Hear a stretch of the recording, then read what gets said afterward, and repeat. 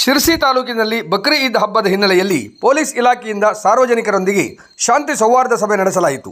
ಈ ಸಂದರ್ಭದಲ್ಲಿ ಮಾತನಾಡಿದ ಡಿವೈಎಸ್ಪಿ ಗೀತಾ ಪಾಟೀಲ್ ಅವರು, ಶಿರಸಿ ಶಾಂತಿ ಸೌಹಾರ್ದತೆಗೆ ಹೆಸರಾಗಿದ್ದು ಇಲ್ಲಿ ಎಲ್ಲ ಧರ್ಮದವರು ಅನ್ಯೋನ್ಯವಾಗಿ ಬಾಳುತ್ತಿದ್ದಾರೆ.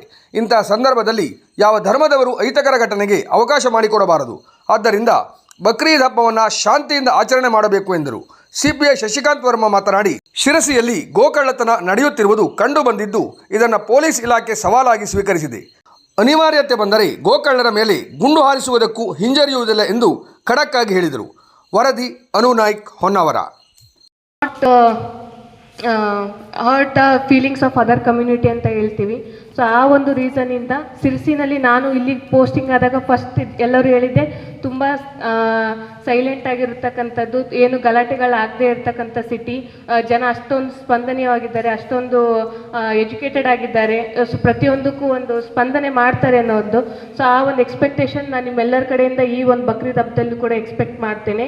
ಸೊ ಯಾವುದೇ ಥರದ ಅಹಿತಕರ ಘಟನೆ ನಡೀದೇ ಇರಲಿ, ನಮ್ಮ ಪೊಲೀಸ್ ಡಿಪಾರ್ಟ್ಮೆಂಟ್ ನಾವು ನಾನು ಬಂದಾಗಿಂದ ನೈಟ್ ರೌಂಡ್ಸ್ ಅಂತೂ ಕಂಟಿನ್ಯೂ ಆಗಿ ಮಾಡ್ತಾನೆ ಇದ್ದೀವಿ. ನಮ್ಮ ಬೀಟ್ಸ್ದವ್ರಂತೂ ಇದ್ದೇ ಇರ್ತಾರೆ.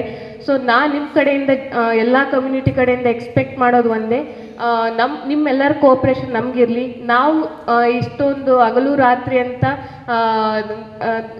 ಕಷ್ಟಪಡ್ತಾ ಇರೋದು ಪ್ರತಿಯೊಂದು ಈ ಸೊಸೈಟಿ ಯಾವುದೇ ಒಂದು ಲಾ ಆ್ಯಂಡ್ ಆರ್ಡರ್ ಪ್ರಾಬ್ಲಮ್ ಎದುರಿಸದೇ ಇರಲಿ ಅನ್ನೋ ಒಂದು ರೀಸನಿಂದ. ಸೊ ಇದಕ್ಕೆ ನಿಮ್ಮೆಲ್ಲರ ಸಪೋರ್ಟ್ ಕೂಡ ಅಷ್ಟೇ ಇಂಪಾರ್ಟೆಂಟ್ ಆಗುತ್ತೆ. ನಾನು ಇದಕ್ಕೆ ಈ ಒಂದು ಪ್ರೋಗ್ರಾಮಿಂದ ರಿಕ್ವೆಸ್ಟ್ ಮಾಡ್ಕೊಳ್ಳೋದು ಏನು ಅಂತಂದರೆ, DJ ಸಿಸ್ಟಮನ್ನು ಅಳವಡಿಸೋದಾಗಿರ್ಬೋದು, ಅಥವಾ ಫ್ಲ್ಯಾಗ್ ಅಲ್ಟ್ರೇಷನ್ ಮಾಡೋದಾಗಿರ್ಬೋದು, ಅಥವಾ ಬೈಕ್ ವೀಲಿಂಗ್ ಅಥವಾ ಬೈಕ್ ರೇಸಿಂಗ್ ಮಾಡೋದಾಗಿರಲಿ ಆ ದಿನದಂದು. ಸೊ ಇದೆಲ್ಲ ಒಂದನ್ನು ಅವಾಯ್ಡ್ ಮಾಡೋಕ್ಕೆ ಟ್ರೈ ಮಾಡಿ.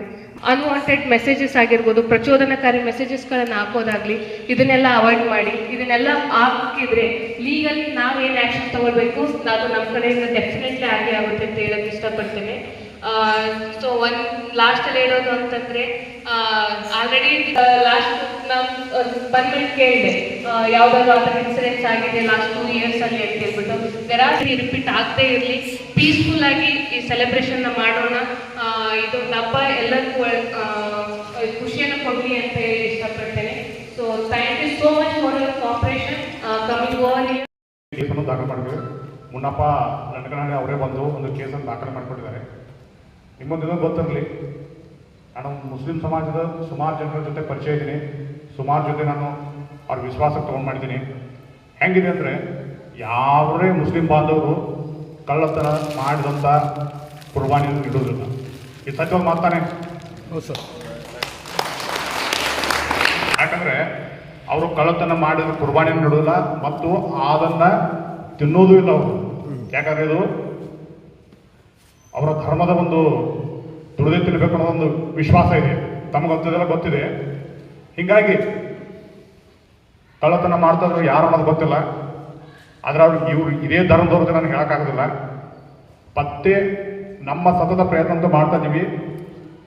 ಅದಕ್ಕೆ ಏನು ಸೂಕ್ತ ಕ್ರಮ ತಗೋಬೇಕಂದ್ರೆ ಎಲ್ಲ ಕಡೆ ಈಗ ಮಾಡಿದ್ದೀವಿ. ಈಗ ಜಸ್ಟ್ ಒಬ್ಬರು ಗಾಡಿಯಲ್ಲಿ ದನನ ಹೋಯ್ತಂದ್ರೆ ತಂದು ಕೂಡಿಸಿದ್ದೀವಿ. ಆದ್ರೇನೋ ಅದ್ರ ಲೈಸೆನ್ಸ್ ಇದೆ ನೋಡಿ ಚೆಕ್ ಮಾಡಿದ ಮಾಡ್ತೀವಿ. ಈಗ ಟೌನ್ ಪೊಲ್ಯೂಷನ್ ನಾನು ಅವ್ರನ್ನ ಮಾಡಿದ್ದೀವಿ. ಈಗ ದನವನ್ನು ಸಾಗಣೆ ಮಾಡ್ತಿದ್ದವರು ಯಾವ ಧರ್ಮದವರಲ್ಲ ಮತ್ತು ಅವ್ರ ಧರ್ಮಕ್ಕೆ ಇದನ್ನೋ ಅಲ್ಲ, ಹಂಗಿರುತ್ತೆ. ಆಮೇಲೆ ಈ ದನ ಕಳ್ತನ ಆಗ್ತಾನೆ ಯಾರೋ ಜನ ಸಾಕಿರ್ತಾರೆ ಅದನ್ನ, ಆ ದನ ಕಳ್ತನ ಅವರು ಕೂಡ ಒಂದು ದುಃಖದ ಸಂಗತಿ. ಅದಕ್ಕೆ ನಾವು ಪೊಲೀಸ್ಗೆ ಯಾವುದೇ ಇದರಲ್ಲಿ ದನಗಳ ಬಗ್ಗೆ ಅದ್ರ ಬಗ್ಗೆ ಅದನ್ನು ಸೂಕ್ತ ಕ್ರಮ ತಗೊಂಡಿವಿ ಮತ್ತು ಕಠಿಣ ಕ್ರಮವನ್ನು ತಗೋತೀವಿ. ಅಕಸ್ಮಾತ್